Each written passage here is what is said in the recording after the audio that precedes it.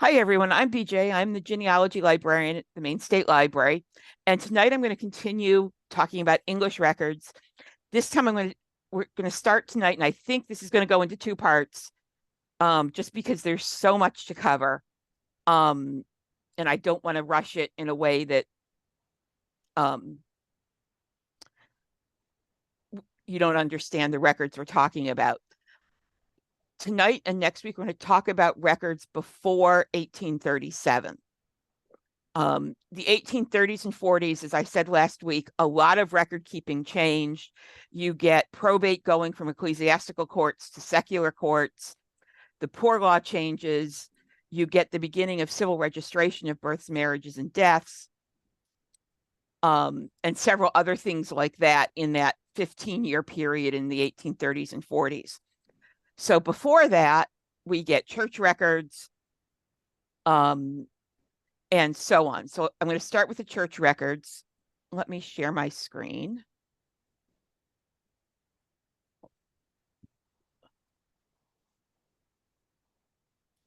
And pull up the stuff that I need to be able to see. Okay, so are you guys seeing my screen? Yes. Okay, good. So let's, as I said, older records. Um, I will be putting last week's program and this week's program up at YouTube tomorrow. So you can watch it again if you want. So interestingly, what happened right around the time of the American Revolution, you're also getting interesting changes in England. The population's increasing, mobility's increasing. The stamp tax that here in the American colonies was partly the reason for the revolution. Also had an effect in England that people didn't necessarily do written records that would have needed a stamp that cost extra money. And as we get further back and there are fewer records, knowing the historical context of what's going on, average age at marriage or whatever, can really make a bigger difference about what being able to figure out what's going on and understanding your ancestors' lives.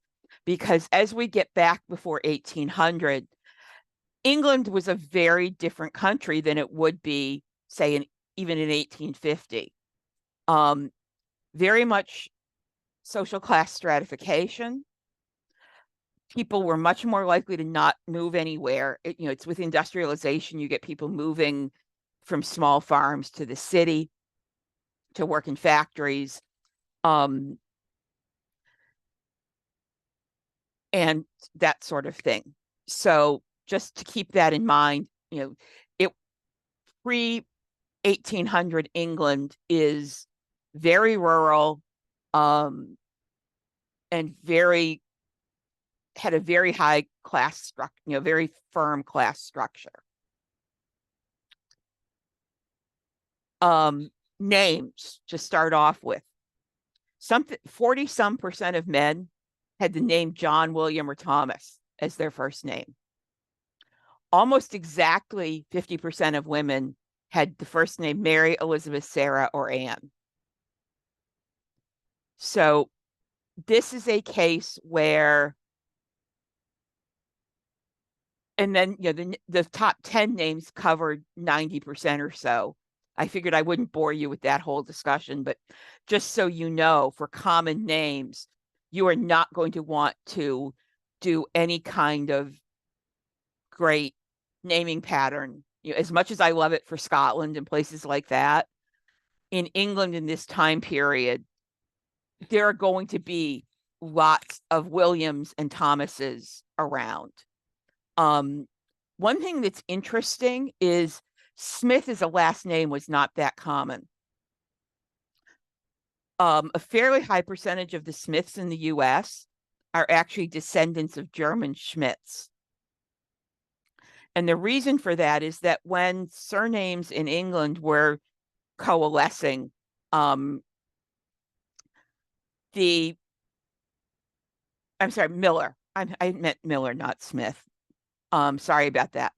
So Millers they're descendants of here in the U.S. of German Muellers because Millers in England had more of a reputation that if surnames were being solidified right now, think used car salesmen.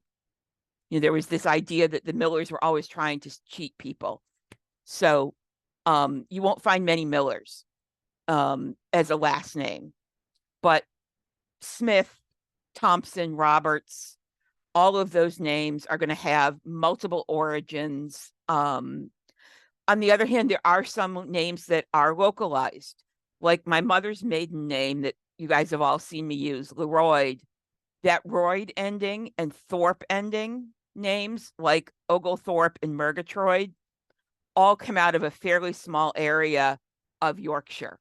And there are other names like that. There are surname distribution sites where you can type in a name and see where it was common, say on the 1841 or 1881 census. So if you have a less usual name, that's worth checking because sometimes you can find that they were all clumped from one area. Spelling doesn't count. And as a corollary to that, pronunciation is more important than spelling. And so if two names are going to sound alike or close to alike, when you read them out loud, you want to be flexible. Back when I was a baby genealogist and first starting to help other people, that even though I'm not LDS, I was volunteering at a family history center. And like one of the first people I feel like the third person I ever helped came in and insisted that her family had always spelled the last name Reed, Reed, and would not look at anybody who was Read, Reade, Ried. And unless she has gotten flexible on that, 27 years later, she's still looking because there's just, the name would have been, and you can't rule out red or a bunch of other words, spellings for that. So keep that in mind when you're struggling with a name. Say it out loud. Think about the variations you can have. EE versus EA versus just an E versus an EI. They all work. And especially the other thing, if you can mix up, like I had one woman I was helping where one of the records we finally found had been transcribed as Hunt, but the last name was actually Hart. And just the way the letter, the person transcribing it must not have known the local names, but we were able to pick it out that way. Literacy is an interesting question. And I actually have a program in development to talk about this. It varied considerably by time, place, and a person's demographic information. The higher you went on the social skill, the more likely you were to be able to read. Certain occupations, a clerk in a factory in 1800 is going to be able to read, whereas someone working on the floor may well not have been. You also, up until this time period, get writing often taught as a separate skill from reading. And so there were people who signed with their mark that could read. And so you see this here in the colonies where you get people, who leave books in their will, but sign with a mark. And you don't see it that quite as much in England because you just don't get wills as often. But that's one thing to keep in mind, that the literacy may not be completely reflected in someone's ability to sign something. Now, in this time period, 90% or so, little over, of the population would have belonged to the Church of England, also known as the Anglican Church or the Episcopalian Church. And so their records are going to be what you overwhelmingly find. Many of these are at Family Search, not all. And many of them that are at Family Search are behind their, you have to be in a family history center or affiliated library to access. Nonconformist churches also kept records. Starting in 1753, Quakers and Jews could oversee their own marriages. Any other group, so Presbyterians, Baptists, Methodists, Catholics, technically had to be done in the Church of England or they weren't valid. The Hardwick Act of 1754 did require a pre-printed form for marriages. You don't find that for baptisms and death/burials until about 1815. But that's the landscape we're dealing in at this point.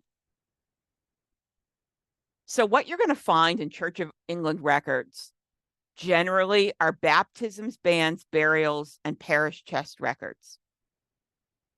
My experience, and this is anecdata, so take it as you will, is that with the baptisms and Church of England records, you're less likely to get the birth date than you are like in Scotland with both the Catholic and Presbyterian records. It often says born on X date and baptized on Y date. My experience with the Church of England is it just has the baptism date in most cases. The banns, same thing. You often don't get the marriage date. You just get the banns and burials. We'll get to the parish chest records. They're fascinating. They've been less available online. But as places like Ancestry and Find My Past are rushing to be the one with the bigger online collection, that's been a ripe area for getting new records. So here's a baptismal record from 1581. Little hard to read for those of us used to modern handwriting. And this is pretty typical. You get person's name and the other person's name, and that's about it. And until you get close to 1800, most marriage records are going to be in this pattern. The other thing you'll notice is you have baptisms and marriages. Sorry, this is a baptism. So this is just the child's name and the father's name. And then where the father lived. So usually a farm name or a village name. So this is this son of William Leroy. You do not get the mother's name usually. You do often get, if you get the mother's name, there's a good chance she wasn't married when the kid was born. But we'll come back to that topic. This is one of my favorites. You guys who've been around have seen it before. Alice Harrison had a son, christened, named John, begotten by one Edmund Burke of the Greenhouse. And which day this is. One of these days, I'll go back and redo the program about reading dates like this, because what you and I learned in school for Roman numerals isn't quite how they were used in this. But as you see, the others all have the father's name, but with the mother's name, and fortunately, this one actually tells you who the father's thought to be. They don't always have that. And again, this is another one you guys have probably seen. John Luke, son of Mary Cox, both a vagrant and a whore. So this is one priest who didn't pull any punches. Now this is interesting. In this parish, you actually did get the mother's first name, as you'll notice. And it's not at all unusual to have multiple types of records on the same page. They would have just done it by the year. And then the next page would be 1616 and then 1617. So that's something to keep in mind. This is a little later. Technically, they should have been using a standard pre-printed form at this point, which they didn't. But you can see, again, you get the name of the baby and the father's name, where they lived. By this point, you're actually getting the father's occupation, which is helpful. Because remember, at this point, for the most part, people are going to be designated, or men, as their name, occupation, and residence. How we now, we pull out, our driver's license with a driver's license number or a social security number as identity. Those three things are what someone in England in 1700 would have expected a man to answer, to be able to sort of triangulate and narrow it down to a particular person. And so you get name, residence, and occupation. And again, there is one here where you've got the mother's name, and she's a spinster. And at this point, it's a little hard to tell if this means spinster as in not married, or spinster as in someone who makes her living spinning yarn, because you would have seen both at this point. So again, here's the marriage record. You just get William Rollison and Sarah Leroyd. You can tell when the minister changed, because right there, the change in handwriting means there's a change in minister. Unfortunately, they don't give you any more information. And this is going to be one of the toughest things to get past, is that with no other information like a residence or a father's name or an occupation, there could be several William Rollisons or Joseph Waterwork. Here's a Dorothy Todd. There could be several women with that name in the area. By the late 1700s, you do get these pre-printed forms, which both has the advantage that you get certain information and the disadvantage that you don't get any of the ministers going off and putting in extras that weren't needed. But again, with this, you get the date of the banns. You get the two people's names who are getting married. And in these, you get the witnesses. And I would say it is very helpful at this point. Often, one of the witnesses is going to be for the bride's side. Sometimes both are, but for the most part, priests wanted somebody from the bride's side in order to make sure it was not a forced marriage of some point. It's of some, for the bride. Now, this is a case, you'll notice here on the same page, we have baptisms and then nupt for nuptials and sepult. And those of you who've had a good education probably understand, this is the Latin sepulcher. I'm probably saying that wrong because I've never actually heard somebody else say it. I've always just read it. And as I said, you've got people on all three of these events on the same page. But again, you'll notice you get, for the people who died, you get the their name and where they lived. In some cases, you'll get the occupation, but not always. And many of these will be abbreviated. So this is someone from Halifax, the city of Halifax. And so you'll have to look at a map and figure out what little towns and villages were nearby. This is a case where the early Ordnance Survey maps from the 1850s, it's a little later than this time, but they've got a lot of detail. And those are at the National Library of Scotland. There are other places as well, but the National Library of Scotland has one of the best interfaces for finding those because, like they wrote out Midgley. Oh, sorry, that's the guy's name. But you see, they also, here they've got Oldfield written out. Whoops. And then you also get burial records. So again, you get the person's name, where they lived, when they were buried, and how old they were. I would take these ages with a big grain of salt. Richard Leroy may have been 85, but he may have been 81. He might have been 87. I would, especially for older, those who are fairly old, I would go 10 years either side as a good estimate of how much that can be off. And then here you have an infant and 2 1-year-olds.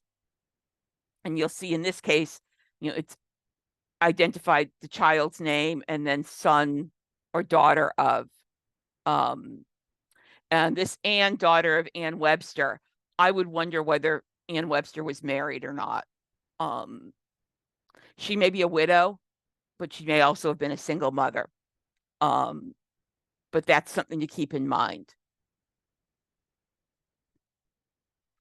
Bishop's transcripts. These are essentially copies of the records sent to the bishop. So the records would have originated at the local level, in the local parish. And the local vicar, priest, minister was supposed to once a year copy them and send them to the parish, the bishop's office.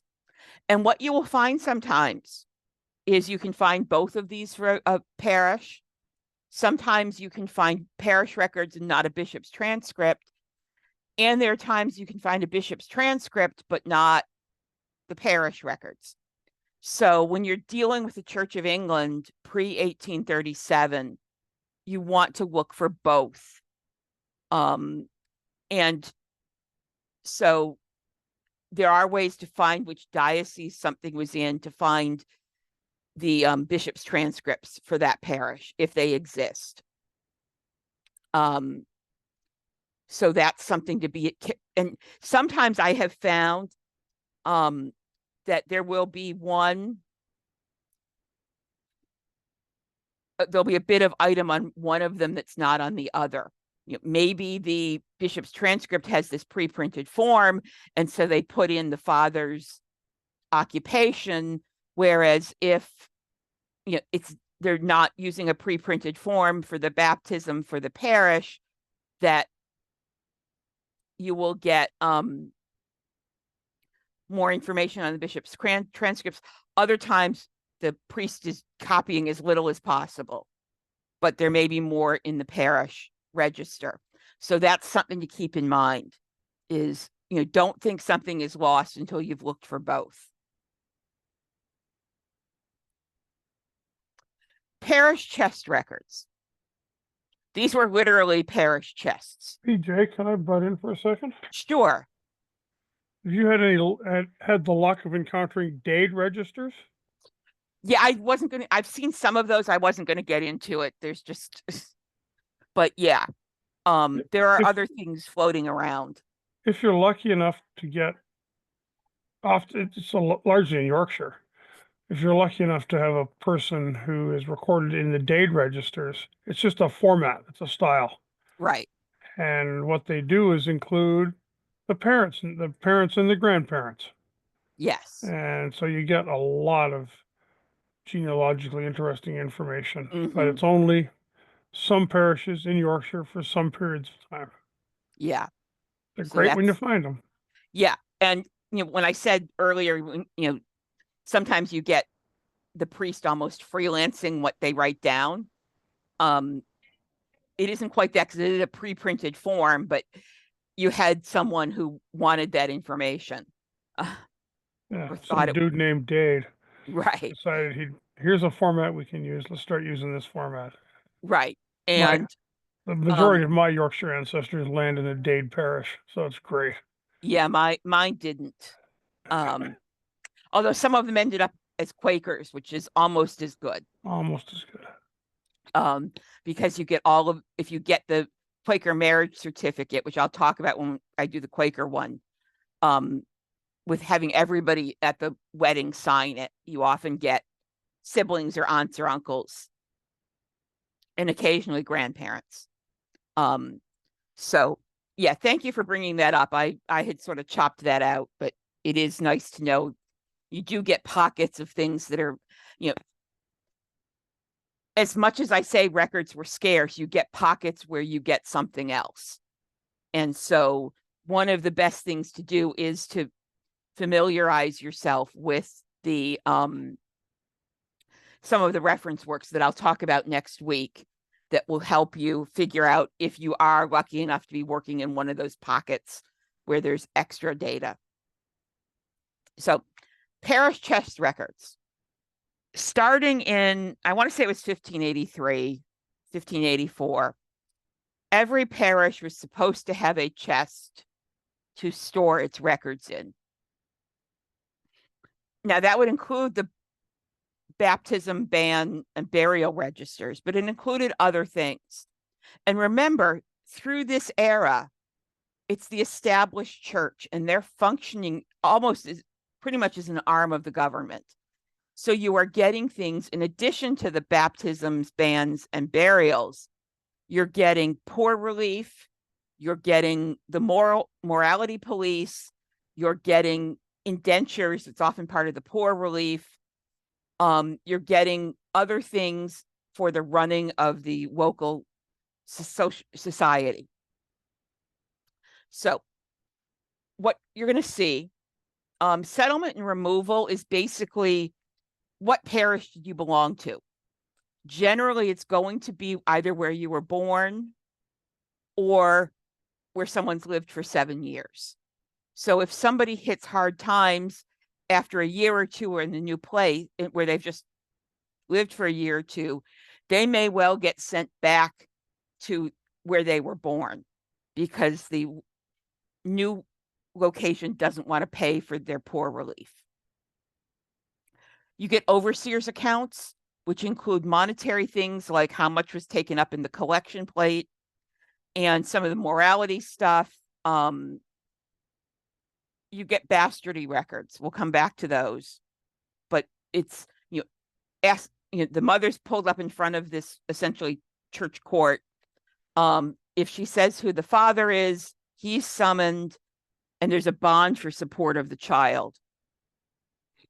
And they're administering poor relief, which often included apprenticeships for children who were in families that were too poor to provide for them.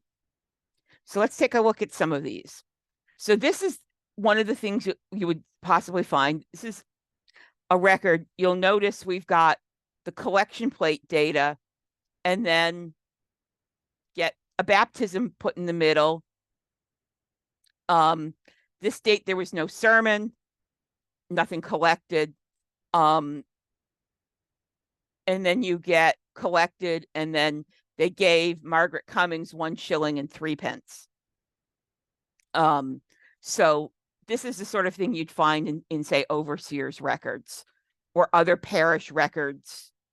So that's, if you aren't finding things in baptismal records, it's worth looking to see if the overseers records or other parish records have been digitized, because you may find this kind of thing that hasn't been extracted with the just baptismal register. This is a settlement and removal issue. And so it's saying that Edward, and I think his last name is something like Christopher. his wife and family is lately coming to the said town, endeavoring to settle there, and that they are likely to become chargeable, meaning that they're going to need poor relief, and that his last legal settlement was at Bolton aforesaid, and the said Edward Chris Tolm, having no lawful settlement in the town of Brightly by act of parliament, is required to move along. So this is the settlement and removal.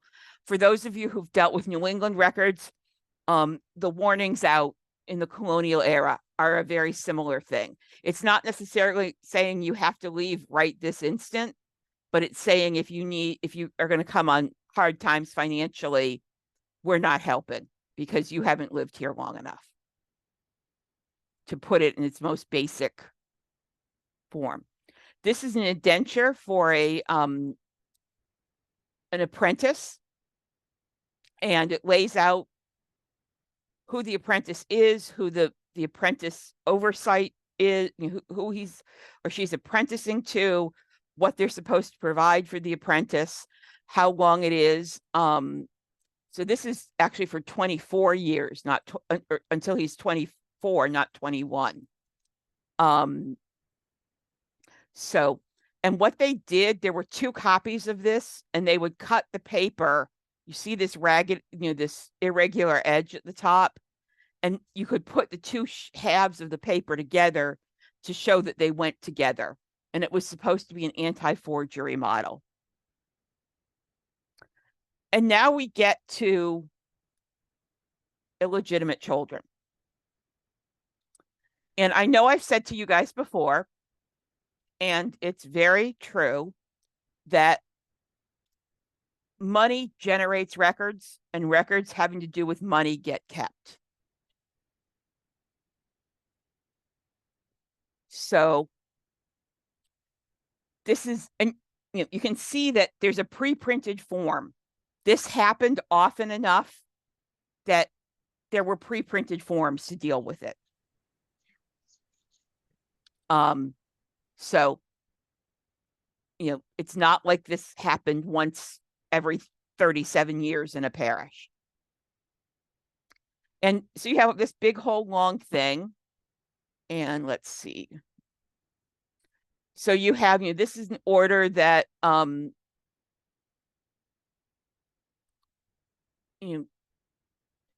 these 2 justices are dealing with this, a male bastard child lately born in the township of Willesden upon the body of Hannah Southill. And they're trying to figure out who the father is so they can go and get money from him. Look at this. Not anything really about morality directly. Chargeable to, be chargeable to, relief of the said township, provision and maintenance of said child, maintenance of the said bastard child, be chargeable to. And the payment would go to the church wardens and overseers of the poor to move on. So you can see what they were really concerned with. And so you will find these if someone was born when parents weren't married, often, they were generated. Usually, whether they were kept is a different story. So, and this happens to be that the named father here is Jeremiah Leroy of Heaton in the West Riding of Yorkshire. And he was a woolcomber, as you can see here. So another case of the more things change, the more they stay the same. So nonconformist groups. These are going to be harder to track down in many cases. The Quaker records are good and relatively easy to access, but the other groups didn't necessarily keep good records, or if they did, they didn't survive, or they're held in private archives and not easily found. And so if your ancestors were in one of these groups, you'll want to do a little research beforehand about where you might find something. The Methodists in particular, for the first bit of their when they were still obviously a break off from the Church of England, a lot of their baptisms and bans are in the official Church of England records. So that's something to keep in mind. Jewish records, what exist, are through an organization that has them through the chief rabbi's office. So that's tonight. Any questions at this point?